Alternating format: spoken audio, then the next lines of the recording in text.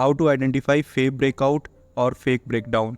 हमें कैसे पता चलेगा कि ये फेक ब्रेकआउट है कि fake breakdown.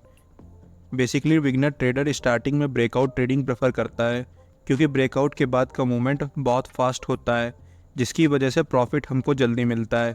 But the fact is more than 50% breakouts are fail. So इस वीडियो में हम 5 इम्पॉर्टेंट रूल्स को समझेंगे जो आपको एक एज प्रोवाइड करेगा, जिसकी हेल्प से आप फेक ब्रेकआउट को आइडेंटिफाई कर सकेंगे एंड आप फेक ब्रेकआउट पर ट्रैप होने से बच सकेंगे और आपको फेक ब्रेकआउट के रिगार्डिंग कोई और वीडियो देखने की ज़रूरत नहीं पड़ेगी।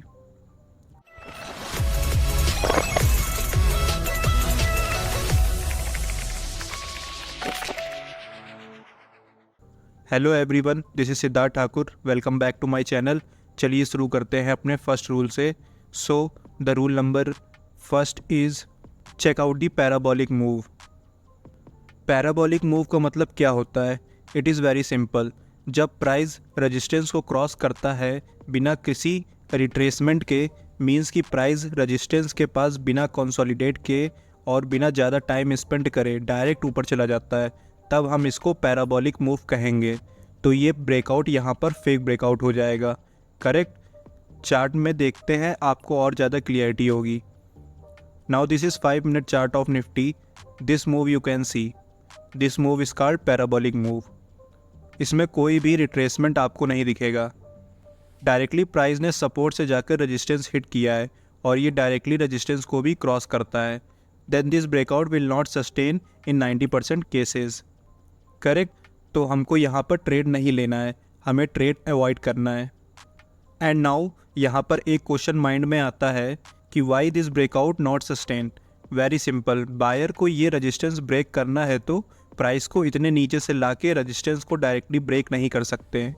कुछ बायर यहाँ ऐड होंगे या एक्यूमुलेट होंगे, उसके बाद अगर ब्रेक होगा then it will sustain. Now look at another example. This is another example of parabolic move. You can easily see this.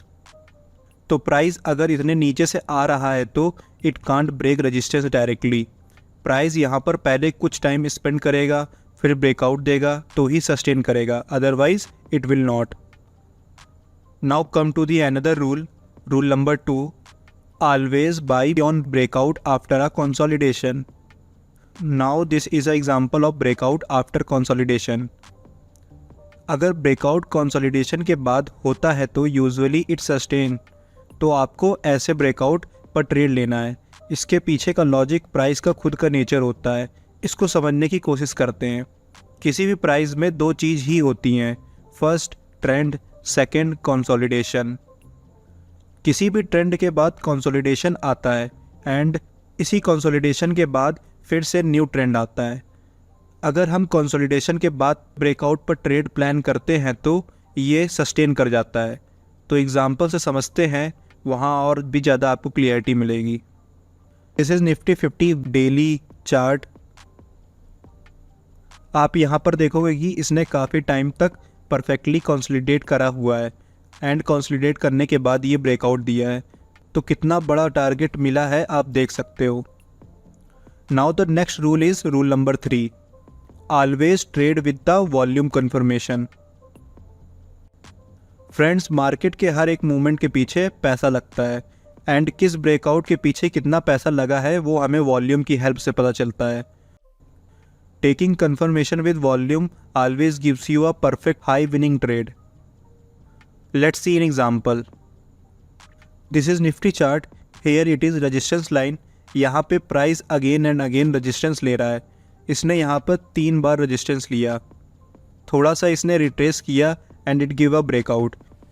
Breakout के टाइम का जो यहाँ पर वॉल्यूम है वो पिछले कम से कम 20 कैंडल्स के वॉल्यूम से ज़्यादा है। आपको बेसिकली वॉल्यूम का कंफर्मेशन देखना क्यों है? सिंपल, ब्रेकआउट कैंडल का जो वॉल्यूम आया हुआ है वो एटलीस्ट लास्ट के 10 कैंडल से ज़्यादा होना चाहिए। और हम यहाँ पर देख सकते हैं कि प्राइस ने यहाँ माइनर से रिट्रेस किया है, तो इसका वॉल्यूम ये है जो कम है as compare to these volume जहाँ पर ब्रेकआउट आया है। एंड वहीं जब इधर ब्रेकआउट दिया है तो this is the volume. You can easily differentiate it. Next rule is rule number 4, always wait for candle closing confirmation. हमेशा आपको कैंडल क्लोज होने तक का वेट करना है। Do not jump to the trade. हम लोग क्या करते हैं, जैसे ही प्राइस रेजिस्टेंस को ब्रेक करता है immediately we put the trade, and होता क्या है, मार्केट के क्लोज होने तक प्राइस नीचे वापस आ जाता है and we get trap. So we should always wait for candle close. Let's see an example. Now in this chart you can clearly see this is the resistance line, and यहाँ पर price already 2 time reject हो चुका है और 3rd time ये आता है तो प्रॉपर रिट्रेसमेंट के बाद आया था, बट स्टिल इसने कैंडल क्लोजिंग नहीं करी। जब आप ट्रेड लेने जाएंगे ट्रेडिंग टाइम में ये कैंडल कुछ ऐसे दिखेगी पूरी कंप्लीट, तो उस टाइम लगेगा ये रेजिस्टेंस क्रॉस हो चुका है and we already take the trade. जैसे ही हमारा ट्रेड एग्जीक्यूट होगा price immediately reverse and we get trap. So हमको इस तरह के स्पाइक को अवॉइड करना है and always wait for the candle close. Now the our last rule is rule number 5, always buy on retest to increase your winning chance. So in case of parabolic move, you should not chase the price. You can't buy here. आपको retracement का wait करना है। अगर ये retracement होता है उसके बाद लास्ट हाई को क्रॉस करता है then you will buy the trade. लेकिन अगर सपोर्ट एंड रेजिस्टेंस को डायरेक्टली ब्रेक नहीं किया हुआ है, यहाँ पे इसने टाइम स्पेंड करके कंसोलिडेट करने के बाद ब्रेक किया हुआ है, then you can take the trade directly. Let's see an example. Now इस चार्ट में आप क्लियरली देख सकते हो this is resistance line which is getting rejected by twice, and यहाँ पे इसने प्रॉपरली कंसोलिडेट किया हुआ है, उसके बाद ब्रेकआउट दिया हुआ है। So in the case you can take the trade directly, but अगर प्राइस ने इस रेजिस्टेंस को पैराबोलिक मूव के साथ क्रॉस किया होता तो आप यहाँ पर ट्रेड नहीं ले सकते। You have to wait for retest. And ये रिटेस्ट क्यों करता है और कहाँ पे करता है इसके बारे में डिटेल से देखेंगे सपोर्ट एंड रेजिस्टेंस वाली वीडियो में। तो जब रिटेस्ट करने के बाद लास्ट वाले हाई को क्रॉस करता है then you will take the trade with SL below this.